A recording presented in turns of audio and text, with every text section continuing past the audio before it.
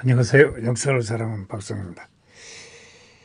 옛날에 그 한나라 때 그 흉노를 정벌은 젊은 장수 곽거병에 대해서 한번 알아보겠습니다.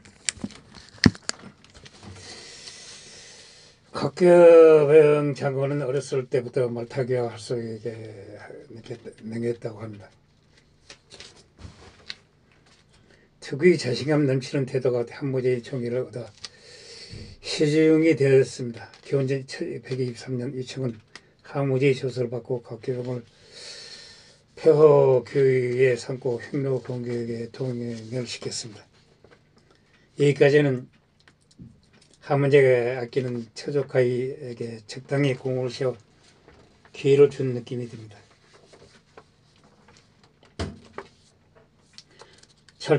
출정에 나선 곽거병은 이때 나이 불과 18세였습니다. 그러나 곽거병은 기병 800여 명을 건드리고 원대를 떠나 수백 리를 진격하는 폭주를 보여주었습니다. 보통 이런 각계 격파당하거나 포위당하는 것이 일반적이지만 오히려 곽거병은 흉노 2000명을 죽이거나 사로잡았습니다. 심지어 흉노 선우의 할아버지 뻘자는 자여구산을 죽이고 선우의 막내 숙부 나고비를 사로잡는 공을 세웠습니다.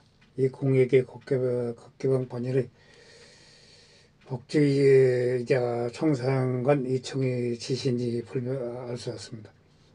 사기의 위장군 표기 혈전에 한서의 이청 곽거병 전에 모두 그저 곽거병의 대군에서 벗어나 수백 리를 진군해서 적을 물리쳤다고만 적혀 있습니다. 이후 곽거병의 밝은 행적을 보면 이와 비슷한 천재적인 공격적 모습을 여러 차례 보이고 있습니다. 곽거병이 거둔 승전목과 장안까지 전해졌습니다. 무제는 매우 기뻐하였습니다. 곽거병을 간내후려 삼았고 그래서 으뜸의 공기라고 치켜 세워주며 천엽쾌굴 내려주었습니다. 흔들을 아직 멸하지 못했는데 좋은 저택이 무슨 필요가 있겠습니까? 곽거병은 말했습니다. 한무제 원수 기호 2년 기원전 121년은 곽거병의 인생에서 한없이 변화를 해왔습니다. 이에 범의 무제는 곽거병을 표기장군에 임명하였습니다. 초대 표기장군이 바로 곽거병입니다. 이때 곽거병은 22살이었습니다. 국민의 몸을 담은 지 고작 3년이었습니다. 표의 정예는 관직이 처음 남을 감안하여도 이게 대장군 바로 다음 자리였습니다.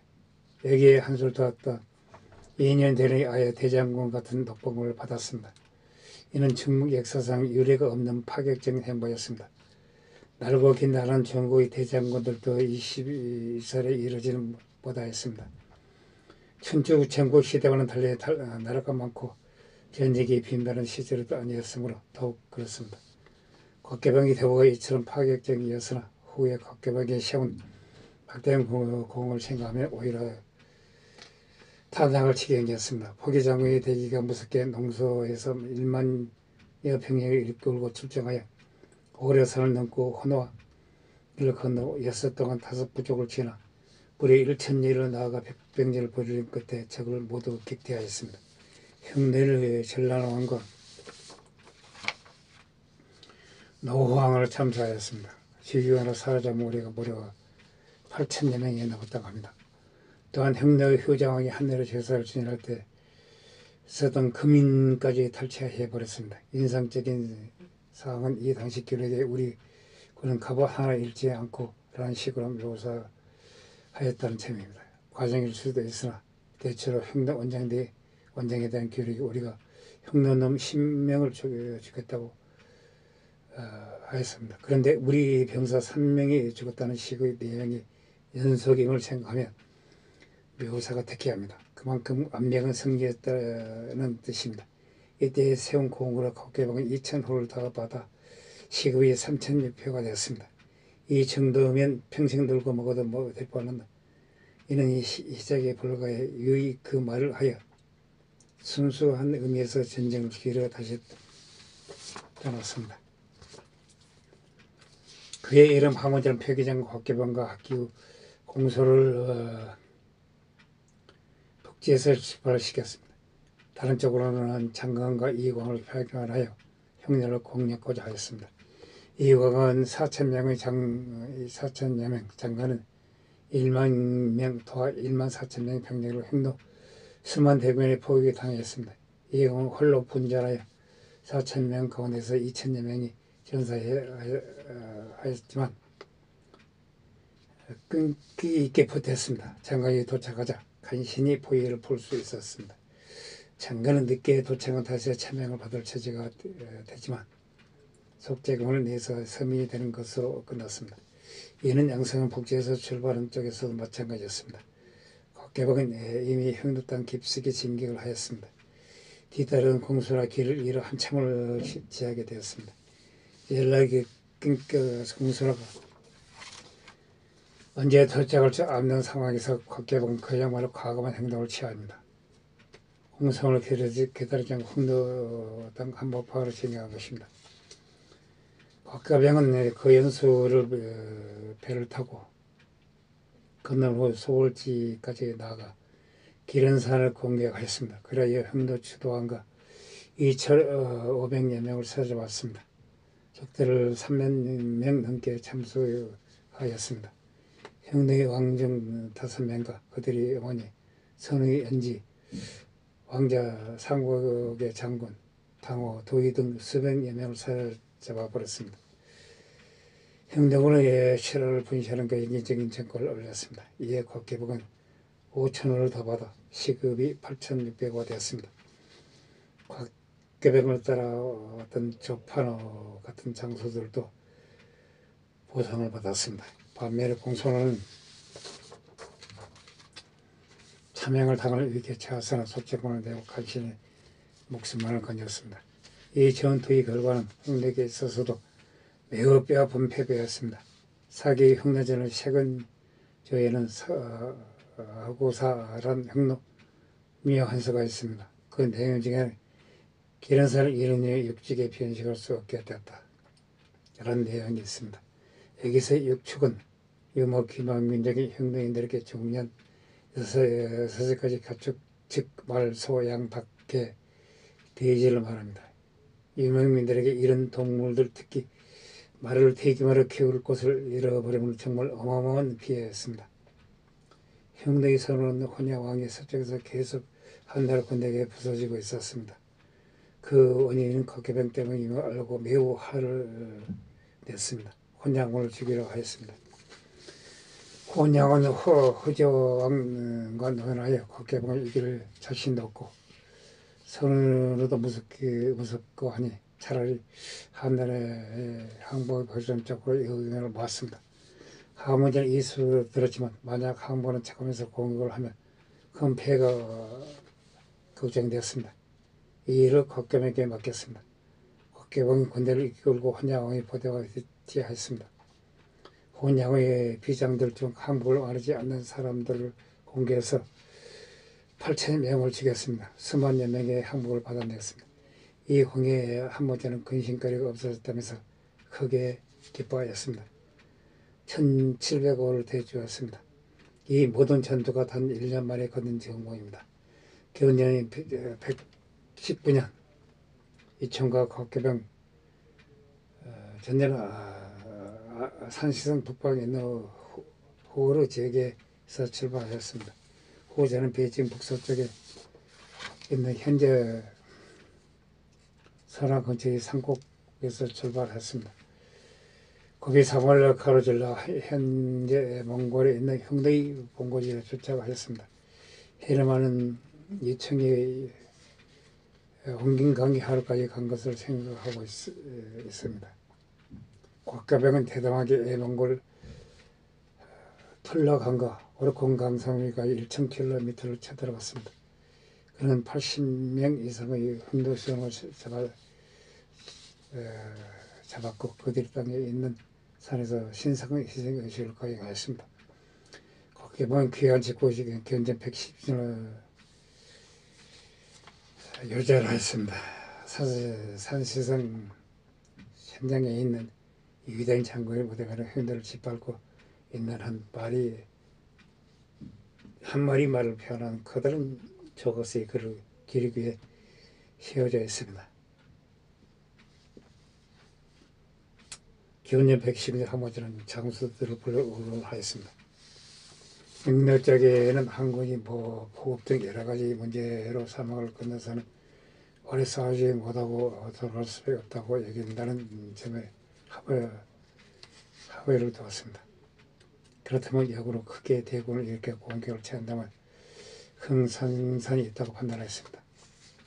그에 보면 하나는 믿는 도끼 2천과 각개병에 각각 5만여는 어마어마한 기병을 동원하게 하였습니다. 동시에 수십만이나 되는 보병과 시진병을 지원하였습니다. 220, 공산화 등 흉내 전역에서 나름대로 참배가 굵은 무장들을 모조리 참전케 하였습니다. 10만 명이 넘는 연정대가 사막을 나왔습니다.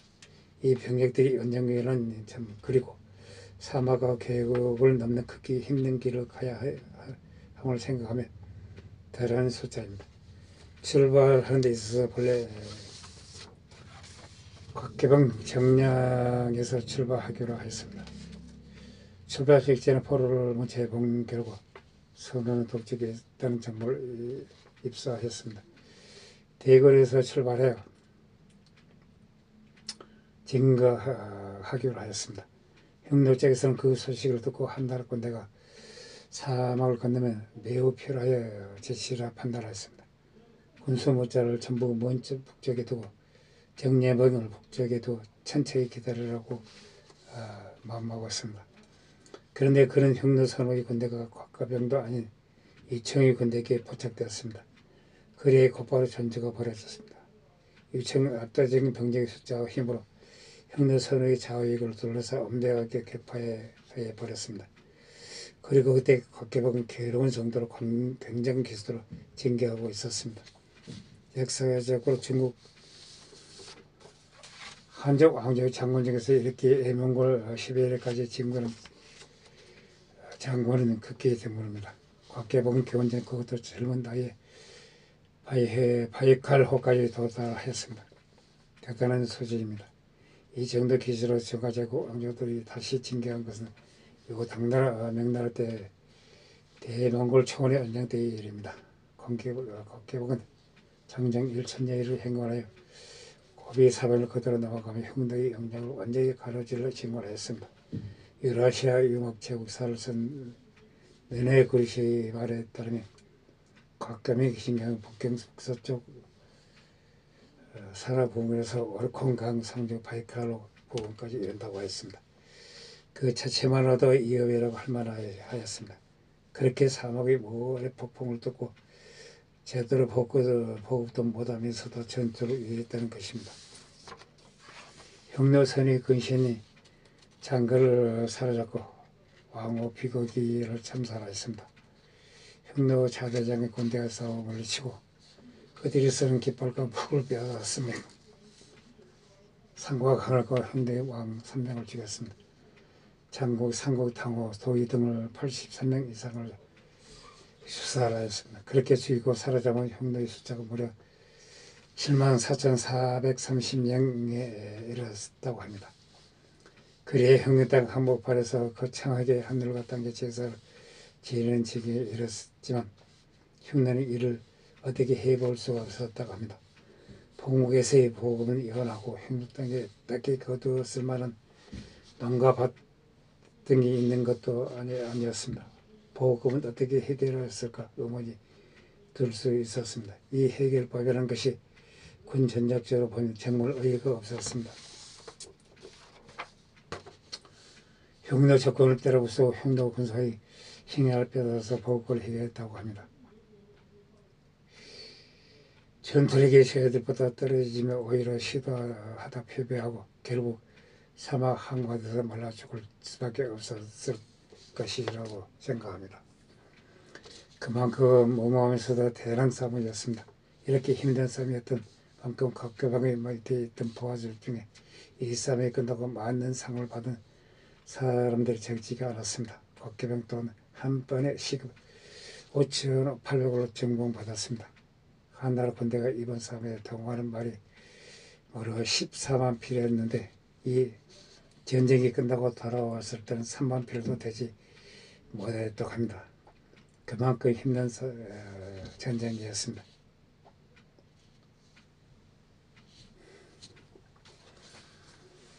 젊은 장수 곽거병이 함무제의 명을 받고 흉노를 토벌한 과정을 알아봤습니다. 그러나 곽계병은 젊은 나이의 여자라고 말했으니 한나라 고제가 통곡하였다고 합니다. 이상 곽계병 장군에서 알아봤습니다. 항시 부정합니다. 용서 바랍니다. 감사합니다.